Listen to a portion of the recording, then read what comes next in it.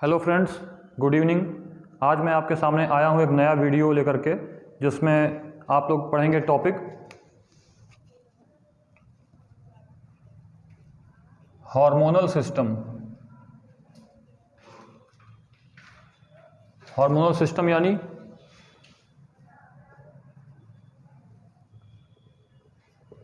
अंतःस्रावी तंत्र।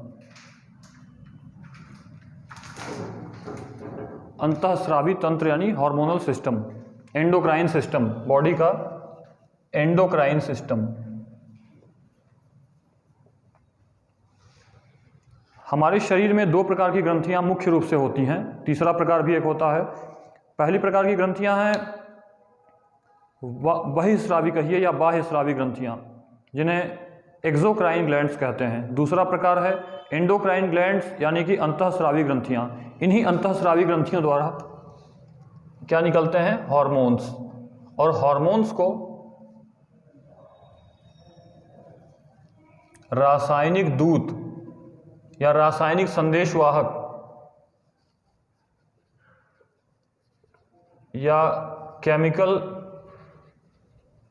मैसेंजर्स कहते हैं, क्योंकि हार्मोन्स सीधे ही हमारे रक्त में मिल जाते हैं और वह अपना प्रभाव दिखाना शुरू करते हैं। इसलिए हार्मोन्स को रासायनिक संदेशवाहक, रासायनिक दूत या इंग्लिश में केमिकल मैसेंजर्स कहते हैं। इस पॉइंट पे ध्यान दीजिएगा, इसको अलग से नोट कर लीजिएगा। अब आइए देखते हैं, यह है मनुष्य का शरीर और उसमें स्थित ग्रंथियों की स्थिति कि कौन सी ग्रंथि कहाँ पाई जाती है। मुख्य ग्रंथियाँ हैं ग्रंथि, स्थिति, हार्मोन्स, कार्य और प्रभाव। इन हार्मोन्स के कार्य या प्रभाव क्या हैं, इन्हें आप बाद में नोट कर लेंगे या इसका स्क्रीनशॉट लेकर के रख लीजिएगा। देखिए, शुरू करते हैं। सबसे पहले पीनियल ग्रंथि। पीनियल ग्रंथि कहाँ पर है? आप देख सकते हैं मस्तिष्क में स्थित है। इसकी स्थिति मस्तिष्क का केंद्र। इससे निकलने वाला हार्मोन, इस ग्रंथ से स्रावित होने वाला हार्मोन है मेलाटोनिन। ऐसे तो आप ये जानिए कि बहुत सारी ग्रंथियाँ ऐसी हैं जिनसे कई प्रकार के हार्मोन स्रावित होते हैं, जिन सभी का यहाँ पे वर्णन किया जा पाना या फिर उनको बारे में बताया जा पाना बहुत ही मुश्किल होगा। वीडियो काफ़ी लंबा हो जाएगा। इसलिए हम सिर्फ उन मुख्य ग्रंथियों और उनके द्वारा स्रावित मुख्य हार्मोन्स की बात करेंगे जो परीक्षाओं में अक्सर पूछे जाते हैं। तो पीनियल ग्रंथि द्वारा निकलने वाला हार्मोन है मेलाटोनिन हार्मोन। इसका प्रभाव क्या है? यह हमारे सोने और जागने को नियंत्रित करता है। इसीलिए पीनियल ग्रंथि को जैविक घड़ी कहते हैं, बायोलॉजिकल क्लॉक, हमारे बॉडी की बायोलॉजिकल क्लॉक। इसी के हिसाब से हमारा शरीर हमारे सोने जागने को और हमारी दैनिक क्रियाओं को नियंत्रित कर लेता है, सेट कर देता है। जैसे एक अलार्म घड़ी हमारे शरीर को हमें बताती रहती है, उसी प्रकार हमारे शरीर को भी बताने वाली हमारी जैविक घड़ी है पीनियल ग्लैंड। अगली ग्रंथि देखिए, पीयूष ग्रंथि, पिट्यूटरी ग्लैंड। पिट्यूटरी ग्लैंड के लिए एक टेक्निकल टर्म यूज किया जाता है, हाइपोफाइसिस। ध्यान दीजिएगा इसका विशेष रूप से। कहीं आपसे हाइपोफाइसिस करके पूछा तो आप परेशान हो जाएंगे कि ये कौन सी नई ग्रंथि है। तो पीयूष ग्रंथि यानी हाइपोफाइसिस, पिट्यूटरी ग्लैंड। हम सभी जानते हैं, बहुत पूछा जाता है परीक्षाओं में, पीयूष ग्रंथि को ही मास्टर ग्रंथि कहते हैं, या समस्त ग्रंथियों की मास्टर ग्रंथि। मास्टर ग्लैंड कौन सी है? पीयूष ग्रंथि। यह कहाँ स्थित होती है? मस्तिष्क में हाइपोथैलेमस भाग जो होता है, हाइपोथैलेमस की छत से लटकती रहती है। पीयूष ग्रंथि की स्थिति आप देख सकते हैं, हाइपोथैलेमस की छत से लटकती रहती है। पीयूष ग्रंथि द्वारा स्रावित होने वाले प्रमुख हार्मोन्स, यूं तो आप जान रहे हैं कि पीयूष ग्रंथि सभी ग्रंथियों की नियंत्रक ग्रंथि है, मास्टर ग्रंथि है, इसीलिए इसका नाम।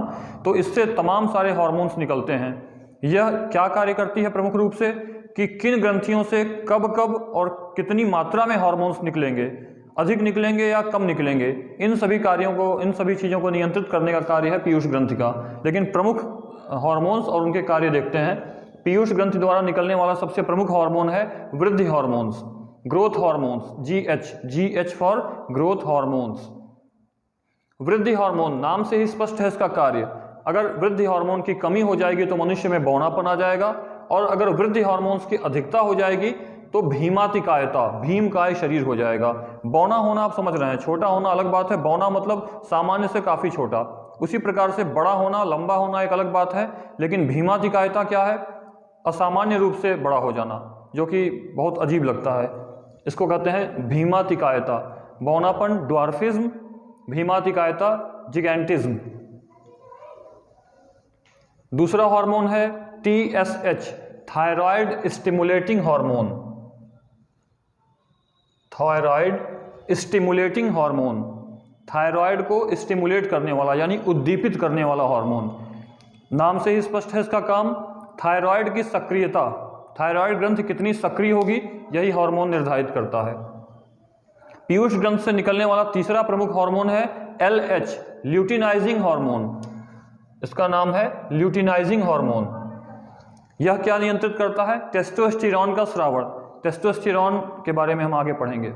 टेस्टोस्टेरॉन के स्रावण को नियंत्रित करता है। चौथा प्रमुख हार्मोन है MSH, मेलानोसाइट स्टिमुलेटिंग हार्मोन। हमारे शरीर में मेलानोसाइट, ये विशेष प्रकार की कोशिकाएं होती हैं जो हमारे त्वचा के रंग को नियंत्रित करती हैं, आँखों के रंग को, बालों के रंग को, यानी यह वर्णक को नियंत्रित करने वाली कोशिकाएं हैं। मेलानोसाइट, मेलानिन को नियंत्रित करने वाली वर्णक कोशिकाएं। तो हमारे शरीर में मेलानिन की कितनी मात्रा होगी, यह नियंत्रित करने का कार्य करता है यह hormone MSH, melanocyte stimulating hormone. ये सभी हार्मोन्स पीयूष ग्रंथि द्वारा स्रावित होते हैं। आगे बढ़ते हैं। अवटु ग्रंथि तीसरे नंबर पर, तीसरा नंबर आप यहाँ पे देखेंगे। अवटु ग्रंथि यानी थायराइड, थायराइड ग्लैंड। इसका शेप होता है लगभग H की तरह से, ऐसे बना हुआ सा है, तो आप मान सकते हैं कि H की तरह से है थायराइड ग्रंथि। अब यह भी एक प्रश्न बन सकता है कि किस ग्रंथि की आकृति इंग्लिश के लेटर H की तरह से होती है, कैपिटल H। तो वह है थायराइड ग्लैंड, अवटु ग्रंथि। यह हमारे गले में स्थित होती है। थायराइड ग्रंथि से निकलने वाला हार्मोन है thyroxine, thyroxine hormone. Thyroxine hormone की कमी से घेंघा, इंग्लिश में कहेंगे गॉइटर या गलगंड, गला फूल जाता है काफ़ी ज़्यादा। और दूसरी बीमारी है थायरॉक्सिन हार्मोन की अधिकता से नेत्रोत्सेंधी गलगंड। आँखें अपने कोटरों से इतनी बाहर आ जाती हैं कि वो बहुत ही विचित्र लगता है, भयावह लगता है। आँखें उभर के बाहर आ जाती हैं, नेत्रोत्सेंधी गलगंड। और कमी से होने वाले रोगों में एक है हाशीमोटो का रोग। यह क्या है? इस रोग में क्या होता है? हाशीमोटो का रोग थायरॉक्सिन की बहुत ज़्यादा कमी हो जाने से एक ऐसी स्थिति उत्पन्न होती है कि थायरॉक्सिन की कमी होगी तो घेंघा या गलगंड होने लगेगा। तो उस कमी को पूरा करने के लिए दवाइयाँ दी जाती हैं। थायरॉक्सिन की कमी को पूरा करने के लिए जो दवाइयाँ दी जाती हैं, वो दवाइयाँ स्वयं ही इस थायराइड ग्लैंड को ही नष्ट करने लग जाती हैं। इसीलिए हाशीमोटो के रोग को थायराइड की आत्महत्या भी कहते हैं। बहुत विशेष बिंदु है ये, बहुत खास पॉइंट है, इसको ध्यान दीजिएगा। थायराइड की आत्महत्या, सुसाइड ऑफ थायराइड ग्लैंड, हाशीमोटो के रोग को कहते हैं। स्थिति आप देख सकते हैं, गले में स्थित है, H शेप की है।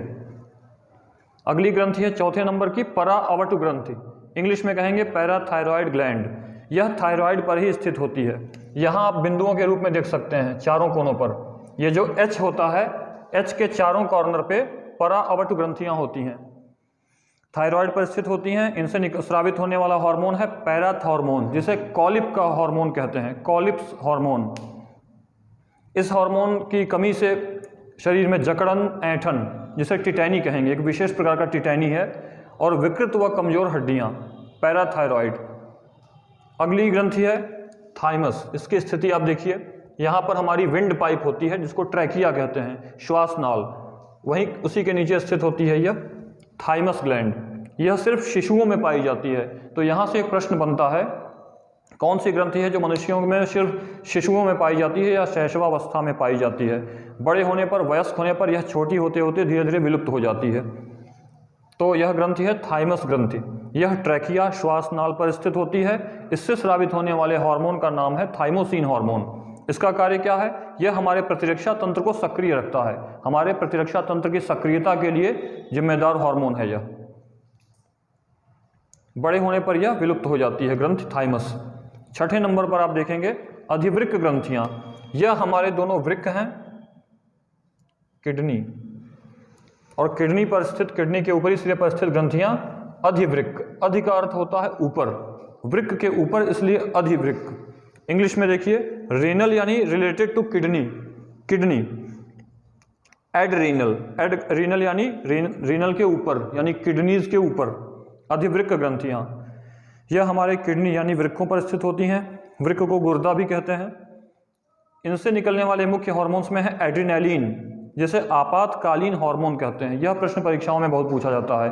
किस हार्मोन को आपातकालीन हार्मोन कहेंगे? Emergency hormone is called adrenaline.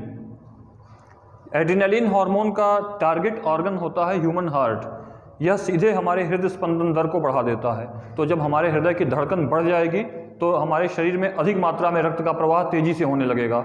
इससे हमारा शरीर किसी इमरजेंसी कंडीशन को झेलने के लिए या आपातकाल को झेलने के लिए तैयार हो जाता है। जैसे अगर हमारे सामने कोई अचानक से कोई पागल कुत्ता आ जाए या सांप आ जाए, या कोई हमें बाज़ार में आप गए हैं, सब्जी लेने गए हैं, मंडी में आपको कोई सांड दौड़ा ले, ऐसी स्थितियां आपातकाल की होती हैं। या फिर परीक्षाओं में अगर आपके सोचिए कि आपके पास 10 मिनट शेष हैं और आपके 20 प्रश्न भी बाकी हैं, उस स्थिति में आपका हृदय काफ़ी तेज़ी से धड़कने लगेगा।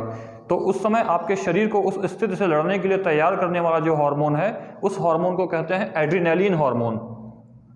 ऐसी किसी भी आपातकाल की स्थिति से हमारे शरीर को लड़ने के लिए तैयार करने वाले हार्मोन का नाम है एड्रेनालिन। बहुत ही इंपॉर्टेंट है ये, इसीलिए इसको फाइट और फ्लाइट, फ्लाइट यानी भागना, उड़ना, या फाइट और फ्ली, हिंदी में कहेंगे लड़ो या उड़ो हार्मोन भी कहते हैं। ये कुछ इसके चर्चित नाम हैं, इनको याद रखिएगा। एड्रेनालिन हार्मोन को फाइट और फ्लाइट, या तो लड़िए, फेस कीजिए उस स्थिति को, या तो भागिए उस स्थिति से।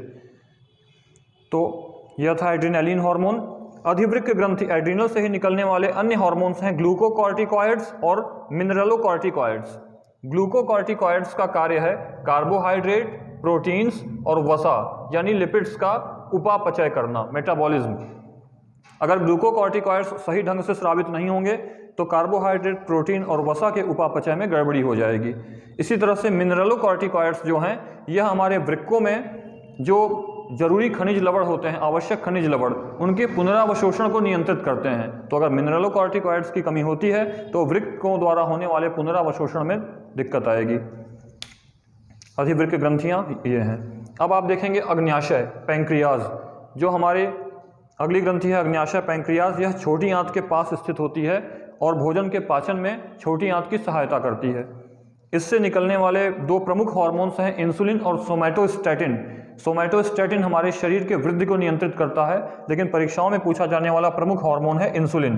सभी ने कहीं ना कहीं देखा होगा परीक्षाओं में, आपने कभी न कभी अपने किसी स्तर की परीक्षा अगर दी होगी तो उसमें यह हार्मोन से कोई प्रश्न बना होगा। तो हमारे अग्न्याशय में एक संरचना होती है जिसको कहते हैं लैंगरहैंस की द्वीपिकाएं, आइलेट्स ऑफ लैंगरहैंस। उनमें स्थित होती हैं बीटा कोशिकाएं, बीटा सेल्स, एक विशेष प्रकार की कोशिकाएं जिन्हें बीटा सेल्स की संज्ञा दी गई। उनसे स्रावित होने वाला यह हार्मोन है इंसुलिन हार्मोन। अगर हमारे, और इसका कार्य है, इंसुलिन हार्मोन का कार्य है, इंसुलिन हार्मोन रक्त शर्करा का नियंत्रण करता है, और अगर इसकी कमी होती है इंसुलिन की तो हमें डायबिटीज़ हो जाता है, मधुमेह, जिसे शुगर कहते हैं आमतौर पे। आगे बढ़ेंगे, अब देखेंगे यह जो है, यह संरचना सिर्फ स्त्रियों में पाई जाती है, गर्भाशय है, और यह संरचना सिर्फ पुरुषों में पाई जाती है, यह वृषण है। इसीलिए हमने 8वें नंबर पे ग्रंथियों को जनद कहा, गोनैड्स, जनद, जन्म देने वाली। महिलाओं में ओवरीज और पुरुषों में टेस्टिस। ओवरीज गर्भाशय पर स्थित होती हैं, आप देखिए गर्भाशय के दोनों सिरों पर, दोनों नलिकाओं के सिरों पर स्थित ये दो छोटी छोटी सूक्ष्म संरचनाएं गर्भाशय कहलाती हैं। इनसे स्रावित होने वाले हार्मोन हैं प्रोजेस्टेरॉन और ईस्ट्रोजन। अगर इनकी कमी होती है तो महिलाओं में बांझपन हो जाता है। अब टेस्टिस जो पुरुषों में सिर्फ पाए जाते हैं और अंडकोश थैली में लटके रहते हैं, इनसे स्रावित होने वाले हार्मोन का नाम है टेस्टोस्टेरॉन हार्मोन। इनकी कमी से पुरुषों में नपुंसकता आ जाती है। और इन दोनों ग्रंथियों से स्रावित होने वाले जो हार्मोन्स हैं, प्रोजेस्टेरॉन, ईस्ट्रोजन, टेस्टोस्टेरॉन, खासकर प्रोजेस्टेरॉन और टेस्टोस्टेरॉन, यह प्रोजेस्टेरॉन महिलाओं में और टेस्टोस्टेरॉन पुरुषों में द्वितीयक लैंगिक लक्षणों के विकास में सहायक होते हैं। अर्थात पुरुषोचित या स्त्रियोचित, जिन वजह से जो पुरुषों में जो लक्षण होते हैं, पुरुषोचित लक्षण, पुरुषों के पुरुषोचित लक्षणों के विकास में सहायक है टेस्टोस्टेरॉन हार्मोन, और स्त्रियों के स्त्रियोचित लक्षणों के विकास में सहायक हैं प्रोजेस्टेरॉन हार्मोन। तो प्रोजेस्टेरॉन की कमी से बांझपन होता है महिलाओं में और टेस्टोस्टेरॉन की कमी से नपुंसकता होती है पुरुषों में। ऐसा कभी नहीं सोचना है या कभी नहीं करना है कि प्रोजेस्टेरॉन की कमी पुरुषों में है या टेस्टोस्टेरॉन की कमी महिलाओं में है, क्योंकि अंडाशय जो संरचना है वो सिर्फ स्त्रियों में पाई जाती है, तो उससे निकलने वाला हार्मोन प्रोजेस्टेरॉन सिर्फ स्त्रियों में पाया जाएगा। उसी प्रकार से टेस्टिस सिर्फ पुरुषों में पाए जाते हैं, इसलिए उनसे स्रावित होने वाला हार्मोन टेस्टोस्टेरॉन सिर्फ पुरुषों में पाया जाएगा। तो कौन सी ग्रंथि सिर्फ पुरुषों में पाई जाती है? टेस्टिस। कौन सी ग्रंथि सिर्फ स्त्रियों में पाई जाती है? ओवरीज। इसका विशेष ध्यान दीजिएगा और आप अंत में स्क्रीनशॉट ले सकते हैं। अब धन्यवाद।